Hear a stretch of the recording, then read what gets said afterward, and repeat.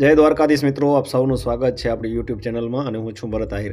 મિત્રો, સિસ્ટમની વાત કરીએ તો છેલ્લી અપડેટ પ્રમાણે સિસ્ટમ ફરીથી પશ્ચિમ તરફ મૂવમેન્ટ કર્યા પછી ફરીથી તે દક્ષિણ તરફ જઈ રહી છે અને ફરીથી તે એક રાઉન્ડ મારશે, એટલે કે ઘૂમરો મારી ફરીથી ગુજરાત તરફ આવશે। તેના લોકેશનની વાત કરીએ તો તે અત્યારે ગુજરાતથી લગભગ 600 કિલોમીટર આસપાસ દૂર છે આઈએમડીની અપડેટ પ્રમાણે।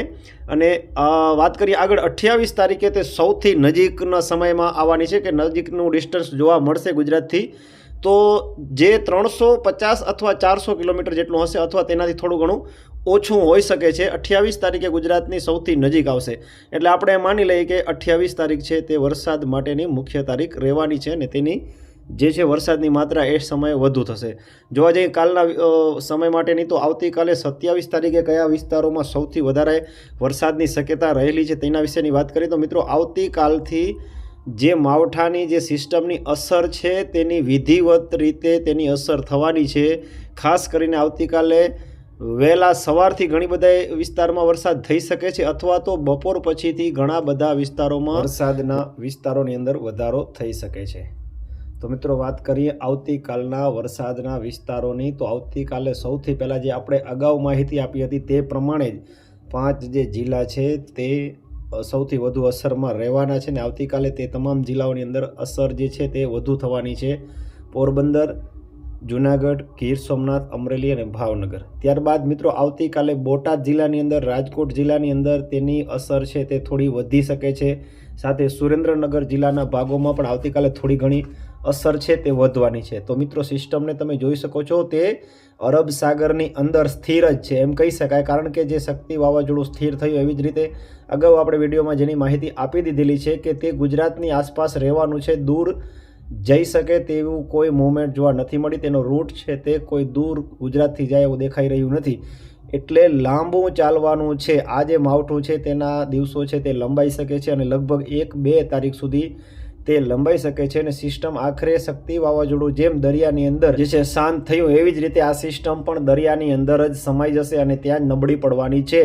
ગુજરાતની જમીની લેવલ ઉપર આવવાની શક્યતા પણ હાલ ઓછી દેખાઈ રહી છે, પણ ગુજરાતની નજીક ઘણી બધી આવી શકે છે એવી શક્યતા દેખાઈ રહી છે, જેના કારણે દરિયાકાંઠાના વિસ્તારોમાં ખાસ અને તેમાં પણ પોરબંદરથી મહુવા જે પટ્ટો છે, દરિયા પટ્ટો, તે વિસ્તારની અંદર વરસાદની ગતિવિધિમાં થોડો વધારો થઈ શકે છે। તે ઉપરાંતની વાત કરીએ પશ્ચિમ સૌરાષ્ટ્રમાં, તો આવતીકાલે પશ્ચિમ સૌરાષ્ટ્રની અંદર પણ વરસાદની થોડી માત્રામાં વધારો થશે। મોરબી જિલ્લાની અંદર, રાજકોટ જિલ્લાની અંદર પણ વરસાદની ગતિવિધિમાં થોડો વધારો થઈ શકે છે। 28 તારીખથી કચ્છના ભાગોની અંદર પણ બપોર બાદ મંડાણી વરસાદ જોવા મળશે। મિત્રો, જે આ વાત કરી રહ્યો છું પશ્ચિમ સૌરાષ્ટ્ર છે, મોરબી જિલ્લો છે, રાજકોટ જિલ્લાનો ભાગ છે, સુરેન્દ્રનગર હોય કે કચ્છ હોય, તો આ જે વિસ્તારો છે તેની અંદર જે અસર થશે તેમાં સીમિત વિસ્તાર અને છૂટાછવાયા વિસ્તારો જોવા મળી શકે છે। પરંતુ સૌરાષ્ટ્રનો જે ભાગ છે, સૌરાષ્ટ્રમાં ખાસ કરીને રાજકોટથી દક્ષિણમાં એટલે જૂનાગઢ, ગીર સોમનાથ, અમરેલી, ભાવનગર, પોરબંદર, આ જે 5 જિલ્લાઓ છે તેની અંદર થોડો વધુ માત્રામાં વરસાદ આવતીકાલથી જોવા મળી શકે છે અને તેના વિસ્તારો પણ થોડા વધારે હશે। રેગ્યુલર હમણાં જે આપણે જોઈ રહ્યા છીએ વિસ્તારોની અંદર આજે થોડો ઘણો બધો ઘટાડો જોવા મળ્યો છે અને ગઈકાલે જે વધારો હતો થોડો તે આજે ઘટ્યો છે, તો આવતીકાલે ફરીથી તેની અંદર વધારો થઈ શકે છે। આ મોડી રાત્રે પણ વરસાદ થઈ શકે છે। સિસ્ટમની મૂવમેન્ટ ફરીથી ગુજરાત તરફની થવાની છે, તો જેવી ગુજરાતની નજીક આવતી જશે તેમ વરસાદના વિસ્તારની અંદર વધારો થતો જશે અને વરસાદના પ્રમાણની અંદર પણ વધારો થતો જશે। મિત્રો, આપણે જેટલા પણ આયોજનો આપેલા હતા જેમાં સૌરાષ્ટ્રના વિસ્તારો હોય તો તેની અંદર તમામ આયોજનોના કામ એટલે ખેતીના કામ, ખાસ મગફળીના કામ જે છે પૂર્ણ થઈ ગયા છે અને અત્યારે જે મને છેલ્લા મેસેજ આવી રહ્યા છે કે અમે તમારા સાથે છેલ્લે જોડાયા છીએ, થોડી લેટ થઈ ગયા છે તમારે ચેનલ સાથે જોડાવામાં અને તમારા ગ્રુપ સાથે જોડાવામાં, તમારી સાથે પર્સનલ કોન્ટેક્ટમાં, તો એ લોકો કહી રહ્યા છે કે અમારું આયોજન થોડું ડિલે થઈ ગયું છે અને થોડું વેરવિખેર થયું છે।